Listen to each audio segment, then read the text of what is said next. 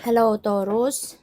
Sun, Moon, Rising, and Venus signs. Kamusta kayo? Sana po'y nasa mabuti kayong kalagayan.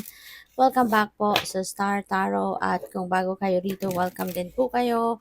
Please subscribe, like, share my videos, and leave me a comment kung nakaresonate kayo. Thank you. So, tignan natin. Ano bang mensahe ni Taurus? We have the Seven of Swords.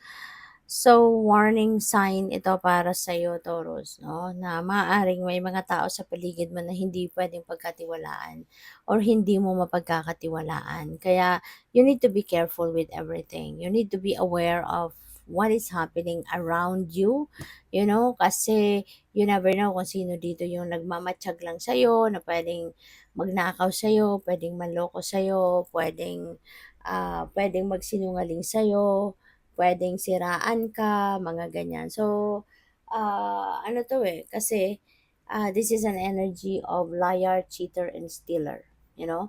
At, maaari na meron ditong Taurus, maaaring meron ditong magsasabotahe sa inyo. Kaya you need to be careful with what you do, with what you say, and whom you deal with, okay? Kasi hindi mo alam kung ano ang puwedeng gawin ng mga tao sa'yo, sa ngayon. Lalo-lalo na kung kayo ay busy, 'di ba? Baka hindi mo mapansin, 'di ba? Sinasabotahe ka na pala ng iba, okay? So what else? We have the temperance. Ayan. So this is about balance. This is about patience as well. So yun, baka may mga imbalances na nangyayari sa buhay mo at this time. May mga maraming iba't ibang bagay siguro na nakakaligtaan mo na or nakaligtaan mo, 'di ba? Kaya doon nagsisimula yung, possible na problema, 'no? Kaya you really need to to bring the balance back in your life para na maging maayos lang ang lahat, para na maging peaceful lang ang lahat, okay? At saka patience, always remember na hindi lahat ng gusto natin makukuha natin sa form na gusto natin, ine-expect natin or sa time, 'di ba, na gusto natin. So we need to really be patient, no, of our situations, and also maging patient din tayo. Maging patient din kayo sa mga tao that you're dealing with, 'di ba? Kasi pupuwedeng baka may tendency ang iba sa inyo na maging magagalitin, irritable, 'di ba? So we need to practice patience kasi hindi rin naman natin alam kung anong pinagdadaanan ng ibang tao, 'di ba? Hindi rin naman natin alam kung ano yung problema din, 'no, ng ibang tao. So, na nakakaapekto sa kung ano man ang mga bagay na maaaring ipinapakiusap mo or maaaring inuutos mo, yung mga ganyan.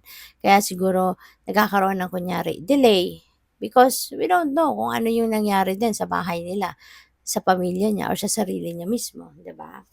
So, we need to be patient. So, we have the Fool. Ayan. So, the Fool is very beautiful energy kasi new beginning ito. So, meron dito magsisimula na bagong chapter sa buhay mo. Meron magsisimula ng bagong kaganapan. Kaya, this is an exciting period sa buhay mo kasi you are ready now to take an adventure. Handa ka na sa ngayon, no, to take the leap of faith. So, kahit ano man ito na hindi mo kilala, hindi mo alam, no, kung ano yung totoong kaganapan or kung ano yung pupuwedeng pagdaanan mo, 'no, anong klaseng journey ang pagdadaanan mo dito if you don't know or you're not sure of it. So, maglalakas ng loob ka, 'no. Maaari na nandiya-diyan yung tiwala mo talaga sa inyong sarili sa ngayon. Maybe you have that confidence, you have that, trust in you, in yourself, and also with the divine. Maaari din na ang lakas ng pananampalataya mo sa ngayon at alam mo, 'no, na yung universe and the rest of your spirit team will be there, for you para tulungan ka, suportahan ka at, mapagtagumpayan mo kung ano man ang, minimithi mo dito na ma-achieve, 'no. So, good luck sa'yo. So, by the way, maraming salamat for subscribing, and if you haven't subscribed yet, subscribe na kayo. And also, maraming salamat din for not skipping the ads. Malaking bagay po yan sa akin. Thank you. And also, please click the join button sa baba ng video kung gusto po ninyo na mag-join sa membership. Okay? So, tingnan natin.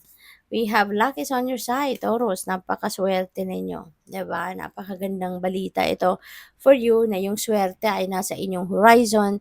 Yung swerte ay babaling na sa inyo sa ngayon. Things are going to change for the better. Things are going to fall into its right places na kumbaga at yung mga bagay-bagay ano talagang magiging maayos na 'no, ang lahat kasi nandito sa iyo yung swerte kaya maayos mong lahat 'yan, mapapabuti mo yung takbo ng kabuhayan or ng pamumuhay 'no. So, what else? We have prosperity lies ahead. So, ang swerte nasa horizon mo, yung prosperity, kasaganaan, ay nakabaling din sa'yo, nakapabor din sa'yo. Kaya this is indeed a very successful and beautiful time in your life, no? Na magkakaroon ka ng prosperity and abundance, magkakaroon ka din ng magkakaroon ka din ng swerte. So, mababalot ka din ng swerte. Kaya, lahat ng pupuwedeng magagandang bagay ay puwedeng dumating, ay puwedeng mapunta sa'yo, 'di ba? So, what else? We have your hard work is paying off. So, napakaganda nito kasi magbubunga ang lahat ng pinaghirapan mo, lahat ng pinagsisikapan mo. Kaya ayun, 'di ba? So finally, ito yung premyo mo dito is ito yung ano mo, kasaganaan, 'di ba? Yung, financial reward kumbaga or meron kayong dadating or meron dadating sa inyo na financial blessings dahil yan nga ay galing sa pagsisipag mo, galing sa paghihirap mo, everything na you did, 'no? Para dito sa trabahong ito. So, para kayo na maging, kumbaga mag-enjoy 'no, sa blessings na ito, 'di ba? I-ano mo na, i-align mo na lahat ng ano mo, ng energy mo para tuluyan ng pumasok yung swerte, tuluyan ng pumasok yung kasaganaan, 'di ba? Dapat naka-align dito sa mga energies na 'to yung, ano mo, yung energy mo, yung thoughts mo, feelings mo, dapat naka-align yan, lahat positive 'no, kasi positive energy ito. So, kailangan ang i-project mong energy is also positive para, mahatak mo 'to, ma-magnetize mo 'to sa buhay mo, okay. So, yun, maaring hindi lang ito pera na dadating, hindi lang ito pay raise, hindi lang ito bonus, hindi lang ito, um cold cash na puwedeng ibibigay sa'yo but this could also be promotion. Puwede rin na baka kayo'y mapo-promote, pupuwedeng kayo ay hahawak na ngayon ng, isang managerial position. Kaya anything can happen, anything, will change dito 'no, sa particular situation na ito. So, good luck. Thank you for watching Love and Light. Namaste.